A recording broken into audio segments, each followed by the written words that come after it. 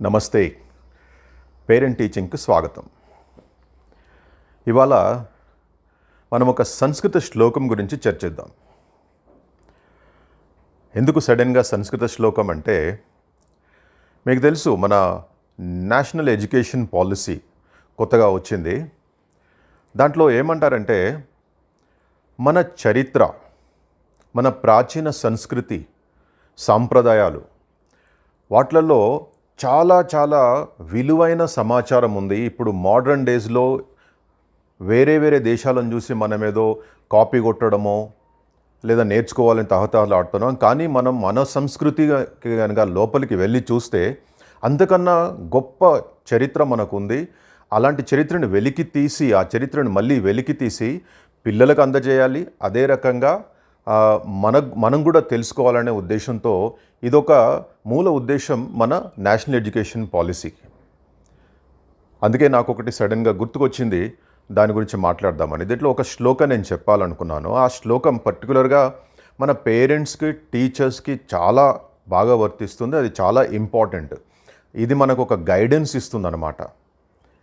ఎలా పిల్లల్ని మనం పెంచాలి అనేది ఒక గైడెన్స్ ఇస్తుంది మనకు. ఒకవేళ చూస్తే మనం ఇది ఇంత పురాతన మన సంస్కృతిలో ఆల్రెడీ ఎప్పుడో మన ఋషులు మునులు చెప్పారు ఇట్లాంటిది, పిల్లల్ని ఎలా పెంచాలని. మనం అనుకుంటాం, అబ్బో అప్పుడు వాళ్ళకి ఏం తెలియదు, వాళ్ళంతా ఏం చేసేదో, వాళ్ళకి ఏం శాస్త్రీయత ఏమని తెలియకపోవచ్చు అని మనం అనుకుంటాం. కానీ వాళ్ళు చాలా శాస్త్రీయబద్ధంగా మన మంచి సంస్కృతితో, మంచి అలవాట్లతో పిల్లలకు చాలా మంచి బోధన చేస్తారని చూపెట్టడానికి ఈ శ్లోకం ఒక ఉదాహరణ. సరే, ఆ శ్లోకం ఏంటో చూద్దాం. లాలయేత్ పంచవర్షాన్ని దశవర్షాన్ని తాడయేత్ ప్రాప్తేతు షోడశే వర్షే పుత్రం మిత్రవ దాచరేత్. పిల్లల్ని పెంచేటప్పుడు కొన్ని స్టేజెస్ ఉంటాయి.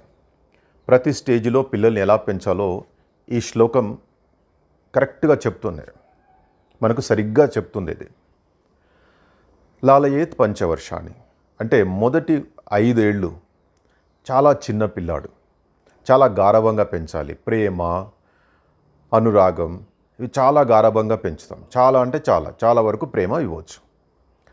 ఆ తర్వాత 5 నుండి 10 సంవత్సరాల వరకు అప్పుడు కొంచెం విషయాలు చెప్పడం మొదలుపెట్టాలి. ఆ విషయాలు చెప్పడంలో కూడా కొంచెం స్ట్రిక్ట్గా చెప్పాలి. ఎందుకంటే అప్పుడు వాళ్ళకు తెలీదు, అవగాహన ఉండదు, కొన్ని తప్పు పనులు చేయవచ్చు. కాబట్టి కొన్ని సందర్భాలలో మనము స్ట్రిక్ట్గా వాళ్ళకు చెప్పాల్సి ఉంటుంది.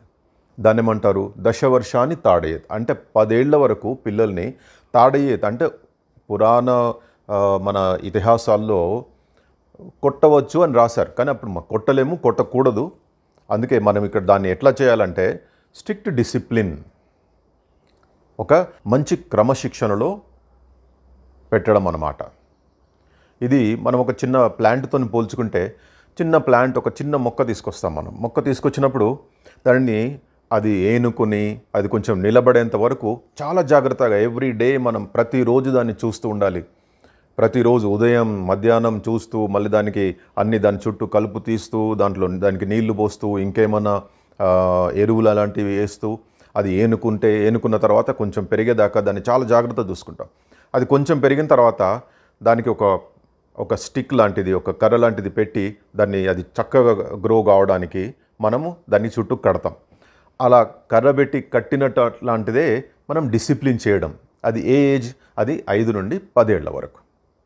10 నుండి 15 ఏళ్ల వరకు 2 క్రమశిక్షణ మరియు గైడెన్స్, ఈ 2 ఇస్తూ పిల్లల్ని పెంచాలి. ఆ తర్వాత ప్రాప్తేతు షోడశే వర్షే పుత్రం మిత్రవ దాచరేత్ అన్నారు. అంటే ఎప్పుడైతే పిల్లాడికి 16 ఏళ్ళు వస్తాయో, పిల్లాడంటే ఇక్కడ అబ్బాయి అనే కాదు, ఇవి అమ్మాయికి అబ్బాయికి ఇద్దరికి వర్తిస్తుంది అనుకోండి. సో 16 ఏళ్ళు వచ్చిన తర్వాత పిల్లల్ని మనం ఎలా పెంచాలంటే మన మిత్రుల్లాగా భావించి పెంచాలి. ఇక ఆ టైంలో మనం ఎక్కువ కొట్టడం కానీ తిట్టడం కానీ ఇవన్నీ చేస్తే కుదరదు. వాళ్ళని చాలా జాగ్రత్తగా ఒక మిత్రుల్లాగానే ట్రీట్ చేయాల్సి ఉంటుంది. చూడండి ఎంత అద్భుతమైన అపారమైన జ్ఞానం మన సంస్కృతిలో ఉందో. ఇలాంటి బయటికి తీసి మనము నేర్చుకోవాలి, మనం పిల్లలకు కూడా నేర్పాలి. అనుకోకుండా నాకు ఇది గుర్తుకొచ్చింది, టీచర్స్కి సంబంధించింది, పేరెంట్స్కి సంబంధించింది. అనుకున్నాను నేను షేర్ చేసుకుందాం పేరెంట్స్తో అని. కొంతమందికి తెలిసుండొచ్చు, తెలిసిన వాళ్ళకి ఇది ఒక రకంగా రివిజన్ లాంటిది, తెలియని వాళ్ళకు ఒక కొత్తది. ఓకే, బహుశా ఈ ఇన్సైట్ నచ్చిందనుకుంటా. ఇలాంటి మరిన్ని ఇన్సైట్స్తో మేము ముందుకు వస్తా. అంతవరకు నా ఛానల్ని చూస్తూ ఉండండి, షేర్ చేయండి, లైక్ చేయండి, సబ్స్క్రైబ్ కూడా చేసుకోండి. అలాగే బెల్ ఐకాన్ నొక్కి నోటిఫికేషన్స్ని పొందండి. నా ఈమెయిల్ అడ్రస్ నేను స్లైడ్స్లో ఇచ్చాను. ప్లీజ్ దయచేసి నాకు ఫీడ్బ్యాక్ ఇవ్వండి. అలాగే ఈ శ్లోకం స్లైడ్ కూడా ఈ చివరిలో ఉంటుంది, చూడండి. Thank you so much.